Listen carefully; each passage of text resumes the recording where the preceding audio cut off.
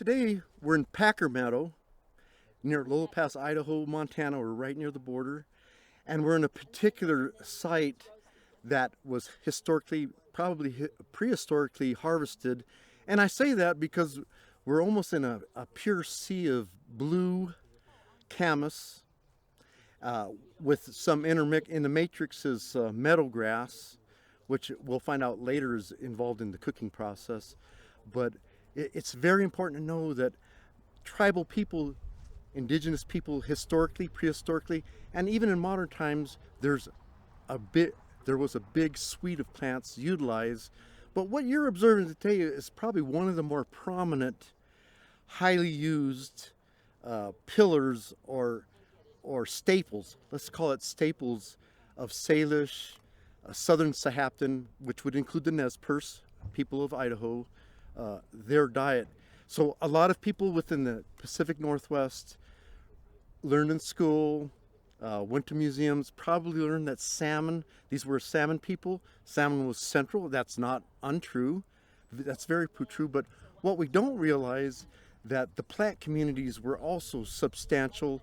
And this particular plant in particular, blue camas, and we're talking mostly about its bulb, not about the upper part of this plant, this beautiful plant we're seeing today, but the lower bulb was a prominent staple.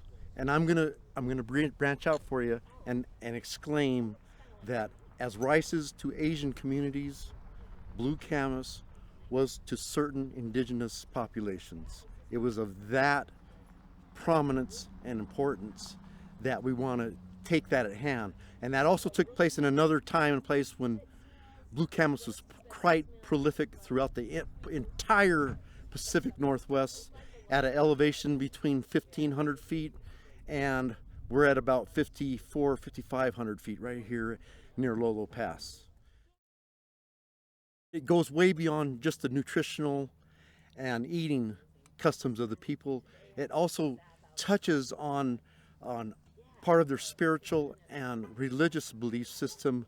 If we can term native traditional Indian religions across North America and Canada and the US as being biocentric, and within biocentric as opposed to anthropocentric. So what I would call anthropocentric would be Islam, Judaism, and Christianity. There's a big emphasis on more spiritual, humanistic backgrounds. So the devil, angels, even the spiritual, even God has kind of can take the face of a human, and then of course humans themselves. So it takes a big prominence. I'm not saying an entire prominence, but within the Longhouse or Native American religions, an equal prominence is dictated towards the non-human elements of the land, the plant communities, the rock communities, trees, the water, and all of these things are recognized or revered in a very visible, in a very prominent way within our Longhouse ceremonies.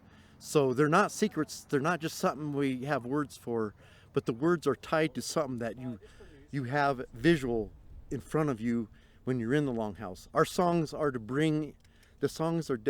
dedicated to bring the spirits of these things into the Longhouse and to show our reverence for them, but also that they're in attendance, for lack of a better word. So that would be the construct of a biocentric religion, where the plants hold a very revered and sacred site. And it's probably not a big secret, because over 11,000 plus years, not only do you develop a use relationship, but through 11,000 years in the same landscape, you actually develop relationships that go way beyond just use, and can even delve into religious relationships or spiritual relationships. So that's the indigenous communities were all about these different connections that took place. So here's an example. When we wear feathers or hides of different animals or accessories of different animal types, we wear those to honor those animals. So, yeah, we look good, we look aesthetic, we look sharp. I'm not taking that away from native brothers and sisters, but part of that is to honor the non-human entities that are a part of our lives. So in my tribe, we'd have egret, heron, feathers. We'd have buckskin. I make buckskin. We'd have the plant communities involved in our meals and our ceremonies. In modern times, I'll tell you as a community that since the number of communities and families that in the Pacific Northwest and in North America, there's a lot less ground to cover. There's a lot less stands of blue camas, so it's hard to find. And when there's not the blue camas, there's no one to cook it. So a lot of the communities have since they don't have no camas to cook, they haven't been cooking it for decades, and they've forgotten parts of the tradition. So that's the bad news. The good news is there's a rejuvenation in some of our reservation communities to reinvigorate that knowledge and those practices especially, and get those back into our life and back into the religion, because for a biocentric religion, we can't substitute. So if we have the prominent foods, salmon, elk, deer, cows, blue camas, a whole host of other plants. If one of those is missing, we can't substitute that with a McDonald's burger. It won't work. That will not work in a biocentric religion, right? That will not count as a prayer going into your mouth, because our these traditional foods, when we get to the processed form, and these are primarily not eaten every day. They're mostly in modern times, where they were used to be eaten every daily, and through the winter. They're mostly in ceremonial form, and usually it's songs that go with these, and those songs are prayers.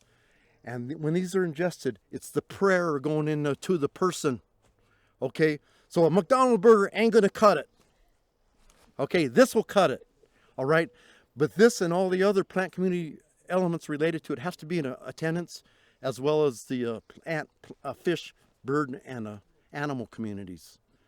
I was just reading a narrative, and it's actually hard to document on paper, and even in this video, but I'll do my best.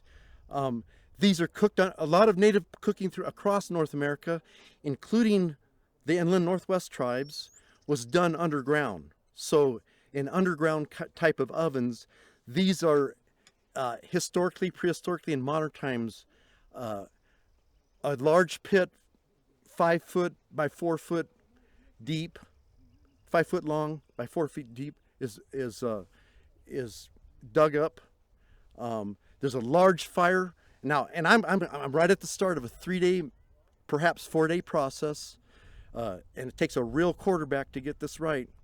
But at the beginning of a large fire, and some of the longhouses and communities and families even put rocks to keep it hot underneath the plant that's cooking. Okay, so and then part of that pit makeup composition is, before you put in the actual bulb, you're also putting organic matter in there.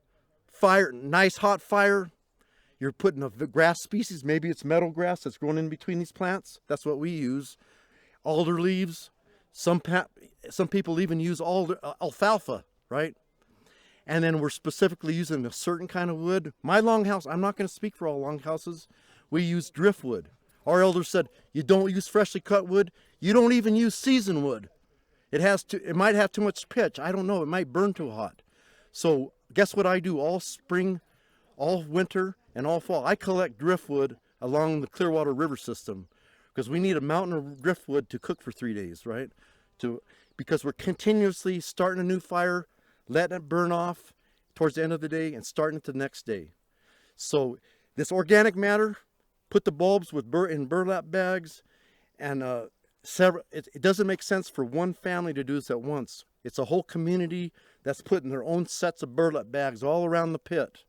It's a whole church. It's a whole longhouse doing it. That only makes sense because it's too much work, right? And so but we'll see where the work pays off.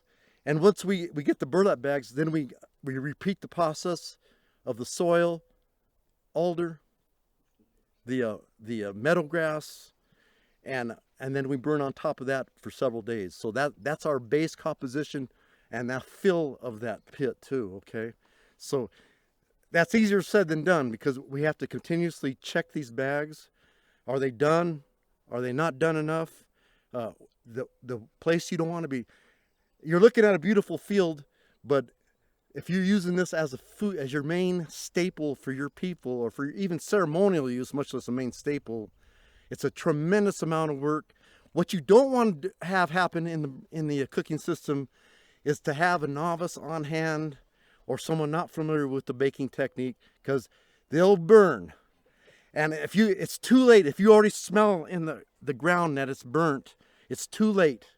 All right. There's something we can do with burnt stuff, but it's not the most desirable.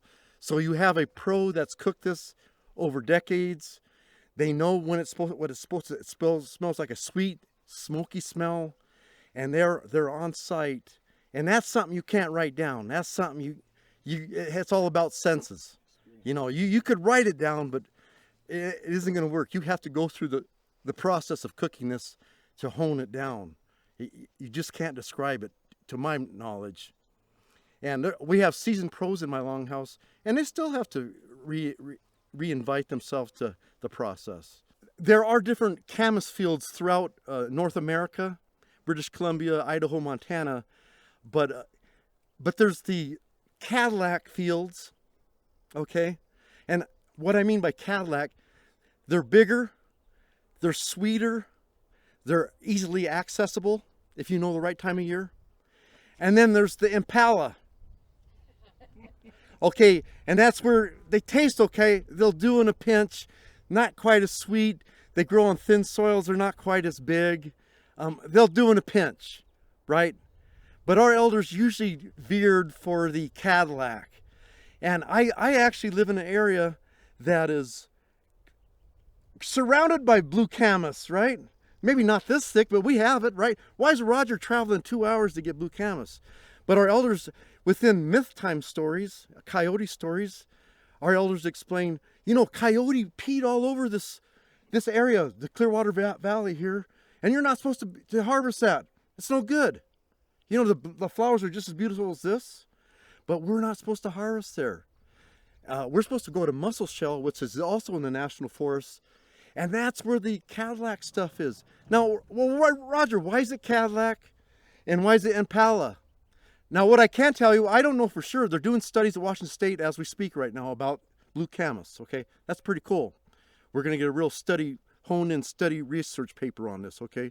But I can tell you as a geologist and soil scientist that the Camas that grows where I live, it has a basalt geology. It has basalt thin lithosols, a basaltic soil. This same plant grows there, okay? No doubt about that. Where the elders said, Coyote told the Nez Perce people to harvest over there. Coyote told them to go where the deteriorated granitic soils are that are higher up, the roots are bigger, and it's sweeter in these deteriorated granites of the Idaho batholith, if you want, okay, which most of us probably live at or near. And so that's what, and guess what? We're on part of the Idaho batholith right now. So I've never harvested here. My longhouse has never harvested here. But if my longhouse said, Roger, where else can we explore to harvest? I said, these guys are in a high elevation. They got a little shorter growing season, but they're in a granitic, they're on top of the Idaho batholith in a granitic soil. Why don't we try it out? You know, plus the continuous nature of this blue Camas tells me there was native people in here not that long ago, because this is not how it would look naturally. It'd be a mosaic of different plants that were competing with each other, including the death Camas. So it'd be more spotty, like a mosaic. I can tell you that native people influenced what you're calling a sea of blue here, and they facilitated this blue Camas. The word harvest doesn't cut it. They weren't gather and harvest. That word in the vocabulary of our English language does not capture what these people did here, because they were more involved in the cultivation and repropagation by what they did with the upper parts of the plant to spread the seed, what they did with the baby roots that they did cook, they threw them back in the soil purposely. They were very involved in the cultivation and what you see today of a sea of blue. as opposed to a mosaic of plant communities. So keep that in mind. Thank your native brothers. Yeah.